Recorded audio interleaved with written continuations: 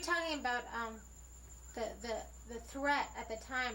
The climate was so difficult about about having a job, and the threat of.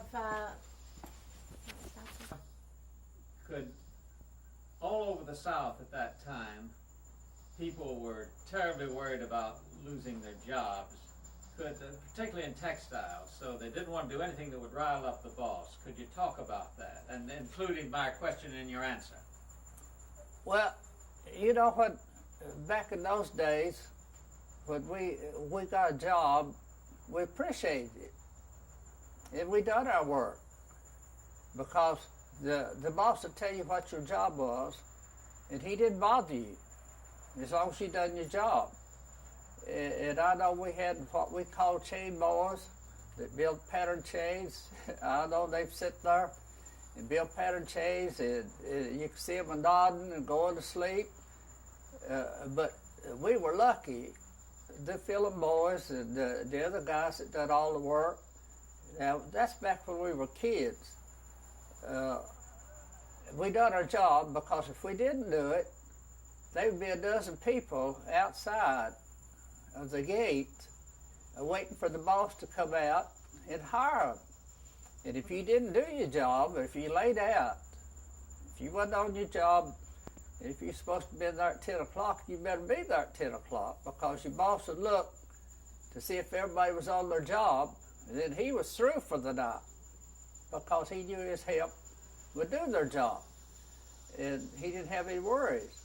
But if one laid out and he didn't let the boss know what was happening, or if he did goofed up on his job, he was gone. But we didn't have any problem with that because we all wanted a job, and we knew what our jobs was, and we done it. And as I say, the boss, after he checked to see if everybody was there, he didn't have any more worries because everybody done their job. Now, I understand that there was a lot of hiring of kinfolks. A section hand would hire people who were in his family and all of that. Well, we had a foreman in the spinning room. He was from up in Sevier County, I guess. And he'd hire anybody that comes from Sevier County. He'd put them in, of course, they were in the spinning room. And if they look back, if you look back at the history, you'd find more of his kin people in the spinning room. Now, in the weave room, our bosses, most of the time, from the New England states, and they didn't have people here.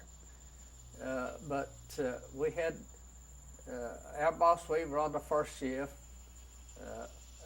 His brother was a boss weaver on the third shift, but they came from the New England states, so it just wasn't. Now there was a lot of families that worked because Daddy bring his son in, or Daddy bring his wife in, and they all worked. A lot of them was farmers. They'd come work 8 hours, and then go back and work on the farm 8 hours, and of course they had the advantage of us old city folks because they raised everything they eat about. But I think that's one thing that made it more like a family of people working. Now I'm speaking of the weave shop, especially the third shift, what I worked on, because we were all buddies. Did you have a baseball team there? Yes. Later years, we had a baseball team. We had a good one. And officials took a great interest in it because our head designer, I know I'll mention his name, Mr. Deaver. I believe he's gone now. But I know he used to be a big supporter of our ball club, baseball. Of course, they called it sandlot baseball, but as entertainment, we had a big time. A bunch of the, especially younger people, would go out to the baseball games on the weekend, on Saturdays. Now, did they give you picnics and barbecues and all that kind of thing? No. Okay. You know, could you talk a little bit about all those folks, along with yourself, who couldn't get a job? And I don't know if it would be helpful to look at that list, but someone like Fred Turner, he traveled around and wound up at Cramerton. And then you met them up later when you went to Cramerton. When we spread out, Could you say when the strike was over, we didn't have a job? Maybe We spread out. when the strike was over, or we thought it was over, there were several fellows. I don't know if they went back to apply for their job, but anyhow, they knew they were out of the job. And I knew I was out of the job, but I didn't know that the company had run me off, but they just said somebody else had my job. So I figured somebody had took my job. But some of them went to Michigan, some went to California, and they just spread out every place. Great. That's just what we need. Now, what about Fred Turner and the Turner boys? Well, some of the boys that I grew up with, three brothers that we grew up together. There was a block between our houses as we grew up, but their daddy was a railroad man. And of course they were put on the list too, but I don't know if they knew it or like I didn't know it, but they knew they were out of a job. And so they, some more of our fellows, several of them went to North Carolina and went to work. And then later years, about 40, I guess, around 40, I decided that I would move because I was always afraid that if I quit my job, I couldn't find another job. But this was later years, and you could find a job about any place. So I went to North Carolina, where these brothers were, and one of them asked me, he said, "Are you visiting, or are you looking for a job?" And I said, "Well, I thought I'd see if I could find a job." So he took me down to the boss, second hand. And he said, "Are you from Cherokee Mills?" And I said, "Yeah." He said, "You run Compton Knoll Looms?" And I said, "Yeah." He said, "I'll hire anybody that comes from Cherokee Mills." So that's the reason there's several of the fellas that when they left Cherokee, they write their friends a letter. They didn't call them back then because it's too expensive. They'd write them, and they'd end up over there. And there were several, I don't know how many, went back to Crampton, North Carolina, went to work. And I worked there for maybe a couple of years, till I went in the service. Good. Excellent. Thank you. You know, because we spoke to Let's see, I don't like to call people's names because, you know, I think most of them are gone because they were older. And as I say, I don't know, these three brothers I was talking about, they had never been out of Knoxville, I don't think. I don't think they had never been out of Knoxville. But anyhow, somebody had told them. So they went to North Carolina. But these older guys, it went first. And they originated from North Carolina to start with. And they knew, because they were like me, they'd never been out to the territory, we'll put it, out of Tennessee. And that was their, I'd say that was one of them, the younger one. He didn't go to textile mill. But two of them went in. One of them was a loom fixer, the other was a weaver. And two of them died over there. Yeah, I know you had this whole community of people that had been working together. You were in a union for a while, and it broke up. What happened? Well, I think we all had ambition. I know I did, because I wanted to. As I said, I've never been satisfied with what I had. I always wanted more. And I think that's why we separated, to get out of the textile mills. Now, some stayed in the textile mills and retired in the textile mill.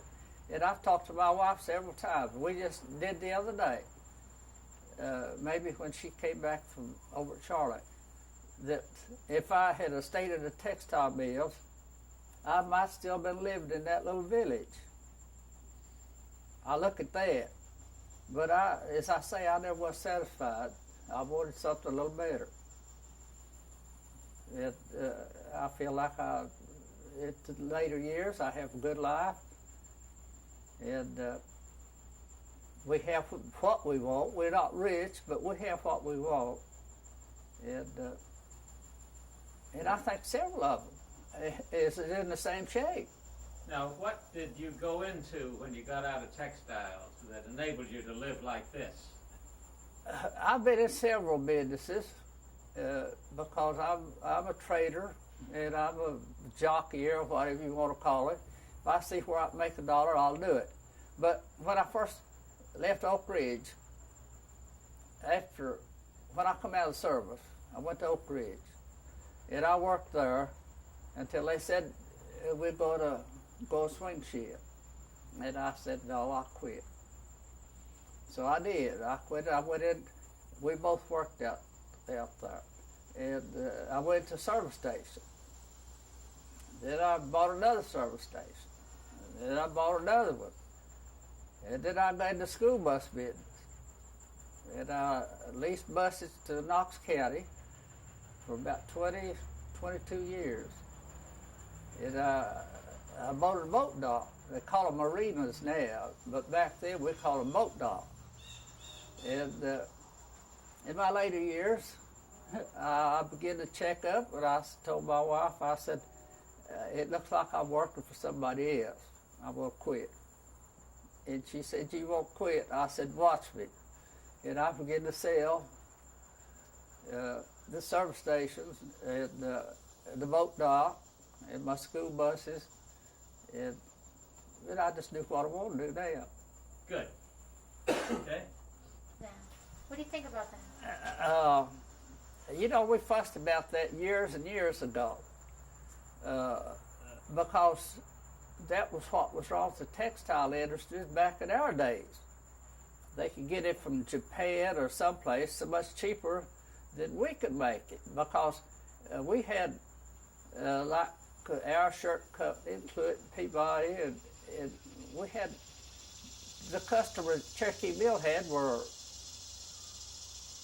good customers, I call it. And now the textile industry, they're all losing their shirts because China, Taiwan, Mexico, you just name it, and they're going there and run those looms like we run now. Back in the 30s, I see it on television. I see those old draper looms just going up a storm, and they can make the cloth so much cheaper than the American people are working for, and the textile mills are going down the drain. You get a shirt now and have, I will say our shirt, but I've got a Vanderbilt shirt. And that's supposed to be American made. But come out and find out it's made in Taiwan. Right now in Kannapolis, North Carolina, there's 7,000 textile workers who are trying to organize a union in the Fieldcrest Cannon Mills. Well, they'll put them out of business. Because I'd say, just like the old man over Kannapolis the other day that lost all of his money, that he's paying his employees their pension out of his own pocket because he invested in their pension fund in this junk bonds. And of course, he feels for his employees, that it was his fault, and he's trying to make. They said give them $1 million, his own money. But if they, of course, I don't, as I say, I don't know nothing about the union, but if they've got a job and they're satisfied with it, of course, it's everybody to their own. I'm not saying anything about the union. But textile mills, the foreign countries are smothering them. And what they're going to do, yes, I say it's everybody's own, but it looks bad because the mill over at Craventon, it looks awful over there to where the factories were. The little Craventon town was still there, but the old man that owned it, you know, that Kramer, when he died, his sons, just like most people, old fellas' sons, they get rid of all this stuff. They'd rather have the money than to have the business. And they sold out to Burlington. And then Burlington closed it. They couldn't make it. So I don't know what's going to happen to the textile mill. Judy, I think you got Okay. all it. Yep. They don't have any $8 a day. Okay, Jamie. We just had to have that cut Sure. away because I missed it on the Let close. me show you something here, Jamie. Let me just power down for a moment. Okay, Jamie? Yeah, you want this shot? No, I want, We're in Knoxville, Tennessee. You know that Elvis Presley walked through this yard one time. Thank you.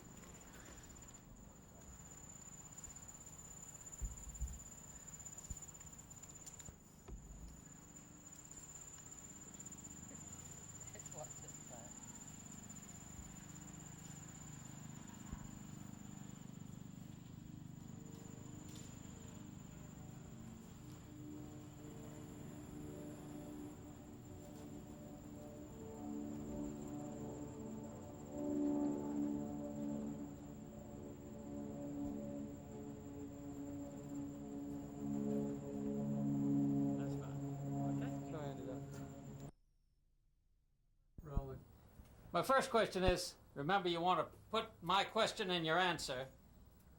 Why do they call you Foots? Well, when God was giving out pizza right at the head of the line, and I said, here I am, God. And that was it. Okay, now you didn't do that right. You said they call me Foots because... Collecting pizza. And so they give me Okay, yards sorry, instead of sorry. pizza. One more time. He You wasn't didn't ready. follow it up that well. Okay. Now try it again, all right? Okay. Now, the reason they call me Foots, I think my nose, God was giving them out there, and I was right at the head of the line. Now, could you tell us about your first experience in the cotton mill, how old you were and what it was like and what you did? Well, the first experience in the cotton mill was Brookside Cotton Mill in 1921. It was on a Monday morning after the 5th day of the month, on February the 5th. I was 14 years old. My experience was to work a half a day and go to school a half a day. So we learned to work and get an education at the same time. When I went into the school, it was school teacher had everything from the first to the high school. There was about 35 children there. It was hard on her, but she knew how to handle the job. She was trained to handle the job back then. And she done a good job. She had first grade. She had some of them in there 14 years old. Was in the first grade. Never had went to school before. Well, I happened to be one of the lucky ones. I got up there to the 5th grade before I was 14. The cotton mill down there at Brookside was in the spinning room, number 3 spinning room. For the name of Chad Riggs was a second hand of the picture on it. We had four sides to golf. There was 2 golfers on 4 spinning frames, had 8 sides there. There was 116 spins to each side. We had about 45 minutes there to take them off and put them back, but on empty bobbins. And I worked there for $3.97 a week till I learned, and then I went to $6.18 a week. And then from there on, when I got to working 55 hours a week, you know, I made $10.44 a week then for 55 hours. That was a lot of money, wasn't it? 19 cents an hour, I figured. It wasn't too hard to figure out there. And I went to work down at Cherokee Cotton Mill. And then while I was working down there, I got married in 1928. I thought I wanted a family. Well, I got a family. I had 2 boys. That's a pretty good start off there with. So the oldest one was a little less than 4 years old. And the other one was a baby. His name was Kyle. We named him after the doctor because the doctor had delivered another boy there. And the doctor done a good job there of giving me another son. Well, in 1933, I went to work down there one morning at Cherokee. About 2 months or 3 months before that, they give us a nice little cut down there of 40%. Said we have to cut 40% here to keep this thing open to give you a job. I figured there's a little money too in there on that job too, but I just wondered. You know, they was selling cloth there to Fluid Peabody. Manhattan Shirts made some mighty fine clothes there, shirts out of it, and other goods. And our shirt company, that was first class work down there, first class job, material. It was high standard material, fine comb material. And I went in that morning on Monday morning, and it was awful hot. They called them sweatshops back then. I don't know why they call them sweatshops. So they'd drain off my head. I'd take a big bunch of cloth and wipe the sweat down there. But they called them sweatshops anyway. I didn't like it. So I told Bob Williams, a friend of mine, I said, did you hear anything about them pulling a strike here on for 20%? At 10 o'clock this morning, we're going to close her down and walk out of here. He said, I hadn't heard anything about it. I said, well, that's to pass it on. And he passed it on. And I went the other way of passing on. And, you know, I run across Mr. James, a big tall guy there, named Sam James. I'll never forget Sam. Sam says, I'm right with you, Putz. He said, I'm right with you. He says, the whole soul and body. And I'll never forget Sam James. Sam's gone on to the Happy Hunting Ground. And then Bob come back and he said, you know, people's agreeing with us. I said, they are. I said, well, they realize the fact we need a little bit more money to go with this here cotton we're breeding in here. And we finally settled with them at 10% there. And I talked them into that 10%. How did I talk them into that 10%? Because we got to pay them more. We got 21% there waiting 2 weeks for the other dime. Well, that'd give us 21% there, 20.5% to make it Pacific. And nationwide strike was the next strike we was on there. And they locked us out down there. I guess I got a little rough in that down there. I don't know, but I got mad about something. I don't know what I was mad about, but I got mad about something over there. And they said I was a little radical. Well, I got to studying there, and I had something to be radical about. I've been doing all this stuff, and somebody sold $200,000 off the company down there. And he said, I'll give it all back to you, he said, when we get her. And he didn't set no specified time. You know, I could have been dead before I ever got there if I'd stayed down there. But I couldn't stay there. I had to get out and make a living somewhere. And I hit North Carolina. But just a moment, let's go back. When you were organizing, tell us about how you organized, how you went to people's houses and so forth. I had to go to the houses after night. Just say when we started organizing. Yeah. And just a moment, state when we started organizing. We went out after night. We had to go after night to get the people at home and talk to them where we could talk to them in private. And we get in the house there, and when we got in the house there, sometimes we'd stay a little late. But we had a reason why staying a little late, because we liked the people we was talking to. And we liked for them to agree with us, and they agreed with us, part of them did. We had 75 or 80% there on that nationwide strike. Well, I thought that was pretty doggone good. But they was a little something other there to happen, money problem. And let's go back to that organizing, though. I want you to start again on that and say, when we went out to the houses to organize, tell why you had to go to the houses, because you couldn't speak around. Well, if we didn't go, we didn't slipping around. We couldn't. There wasn't no way in the world we could hold our job back then. They could fire you back then for nothing at all, and you just had to like it. And the more work they've done, the more they expected out of you. So I always thought the union was a darn good thing. And they do a little bit more work and a little bit better work than union. And get a label on your stuff. I like that union label. I don't know why I liked it, but I liked it. I like to see that union label. You know, when I was buying clothes, back when I was able to buy clothes, I'd look for a union label every time. Now, we have pictures of you and Lucille Thornburg on the front page of the papers. Could you talk about that and talk about how the strike went? Well, down there that day, the News Sentinel come out there and was taking pictures. And I guess the boy, he's gone now. I guess they got a picture of that boy that says, I told the cop I said he come out of the car on me. I said, he fell out on me. I said, I just opened the door. I didn't know he was that close against the door. But the boy is gone now. And I thought a lot of his daddy and his brothers. And I put in a couple of bathrooms for him. After that, since I've been up here, I put in a couple of bathrooms for him and 2 field lines. Well, now, let's go back to when you were having this strike. Tell us about what it was like on the picket line and mention the people who were there.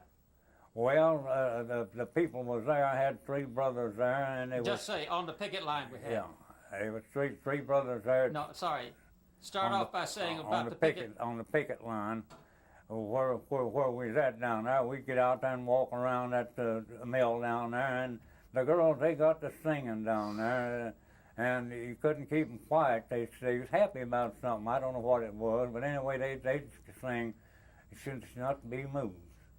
I shall not be moved." Well, there wasn't nobody trying to move them, I didn't think. But anyway, that was the song. That was their motto. They would not be. They was just like a tree there, and I didn't see a darn one look like a tree, to tell you the truth about it. But they still argued there, and they're just like a tree that's planted by the waters. Well, they didn't nobody plant them by the waters because they'd woken up there around that pop-out mill. And when you know what I mean, you get that music going there and you can't hardly get it stopped. Some of them was dancing around down there, and the other one was looking around. They say, "What are you so happy about? You ain't got no job." Well, it doesn't tell anything about a job as long as you're happy on the outside there. But when you get back home, it's a different tune. You get to studying about back on that picket line. And I'm going back down on that picket line and work again. I'm going to try to get that other down if I can. Now, on that picket line, there was somebody with a flag. Tell us about that guy who can't walk down there with a flag. Oh, walk down there. I didn't get to see all of that. But he come down there with a flag. And start off and tell us who it was. Well, I can't recall his name right now, but anyway, he come in over that flag that morning, and he was going to walk around through with that flag, and I don't know what happened there. To tell you the truth about it, I just figured he's moving the United States in there ahead of me, and when I should have been following all the time, but I didn't follow him. I know better. But what he was trying to do is prove something other that wasn't on the books. It was not on the books. Now, did you